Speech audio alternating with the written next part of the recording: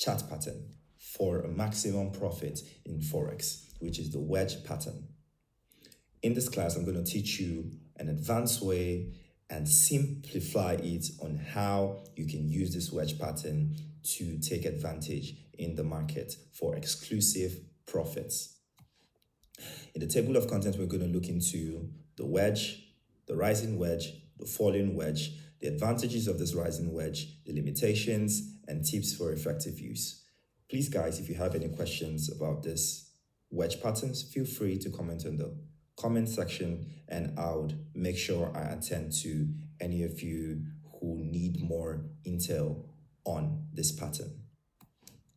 So we have the wedge. The wedge pattern is a pattern in Forex that indicates either a reversal or a continuation. But a reversal or a continuation. Now, the wedge pattern is a reversal pattern generally, but based on the direction of where the wedge pattern is formed, if it's a bullish trend or a bearish trend, can indicate if it could be used for a continuation or a reversal pattern. Now, we have in the rising wedge, we have an exhausted bullish trend. As you can see, an influx of an uptrend, but in a small percentage. So we have a weak support.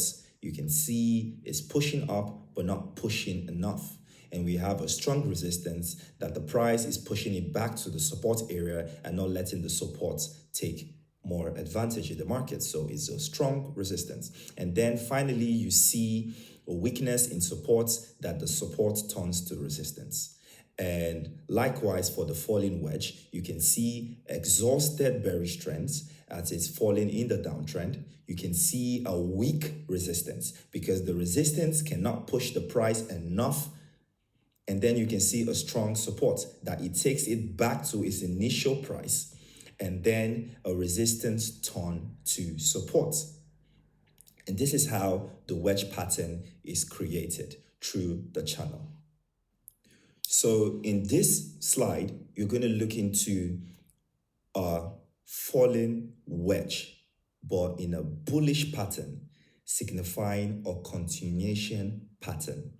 You can see in the channel, it's inclined towards the downside. So it's a falling wedge. And then the key signs to this wedge pattern is 1, it must test at least over 3 times on the channel, forming a secondary support.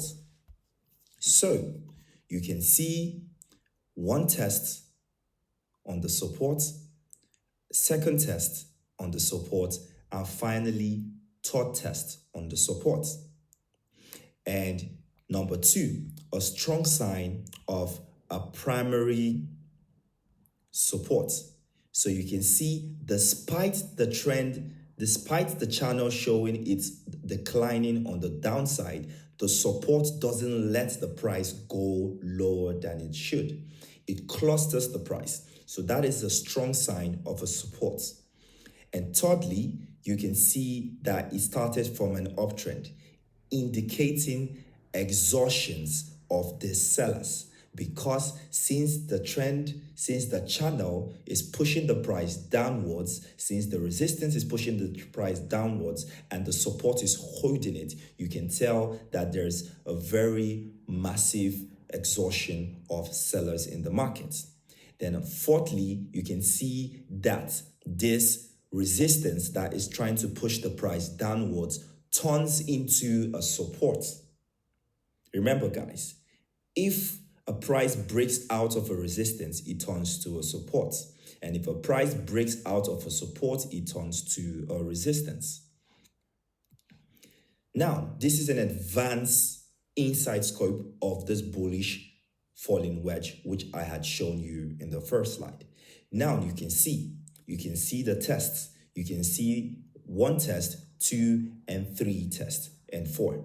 So it must test at least 3 times before it can be considered an official wedge. If it's twice, it is not a wedge. You might be looking at a double top or a double bottom. Firstly, you can see that. So you can see in a falling wedge, you can see the decline.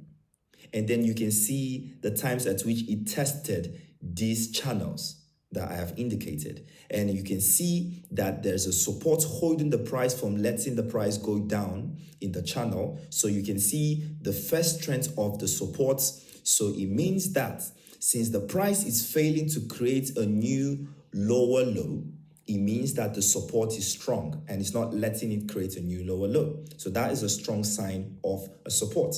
And then you can see that at a point in time, if the resistance cannot push the price below the support automatically wins and pushes the price above the resistance. And like I said, once it breaks above a resistance, the resistance turns to a support. And now you have two-edged supports. So the support on the base and the new resistance turn support makes it unshakable for the price to go back below.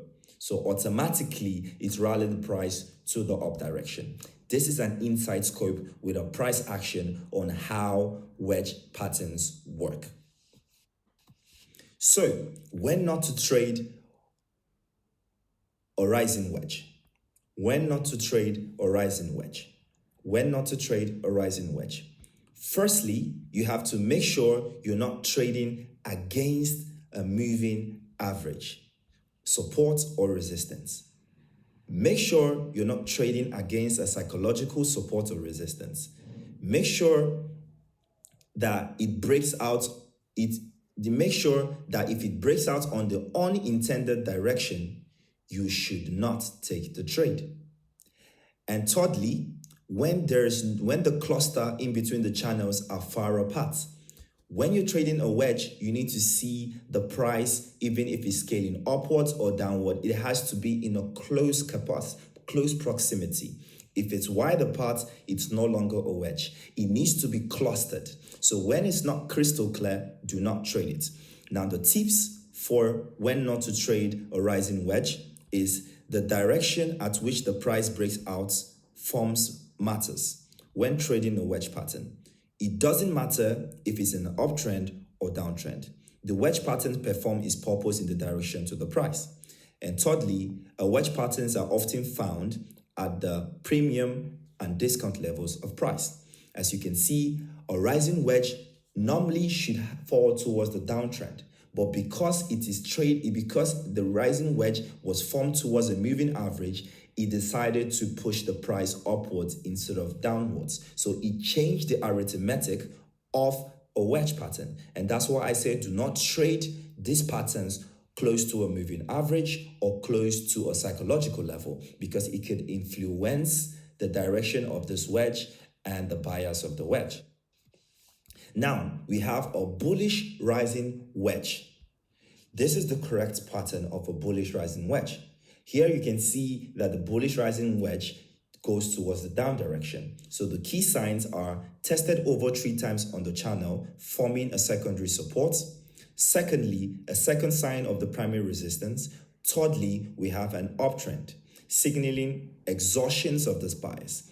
And fourth, we have a retest on the primary support, turning it into a resistance zone. So you can see that the support turns to resistance, and then the price goes back for a retest and falls towards the down direction. And a bearish rising wedge. You can see, like I said, that no matter the direction of this pattern, it still goes the way it should go. In the bullish rising wedge, it fell downwards, and in the bearish rising wedge, it's still going to fall downwards. So you can see the test, you can see a strong sign of primary resistance, you can see a downtrend exhaustions of buyers, and then you can see a retest on the primary support turning to resistance. And then when the price goes to a moving average zone, it pushes the price upwards. But the price will fall when a rising wedge occurs. Now, tips for effective use of these wedge patterns. Now you can see here we have the rising wedge always goes towards the down direction. Now on the second image on the left corner, you can see resistance turns to support. So if the price breaks above the resistance that it should have created for the wedge, the rising wedge to fall downwards turns to a support, making the price go upwards. So vice versa for the falling wedge. It is supposed to go towards the up direction, and if it breaks towards the down direction, automatically the support turns to resistance. So the key signs is waiting.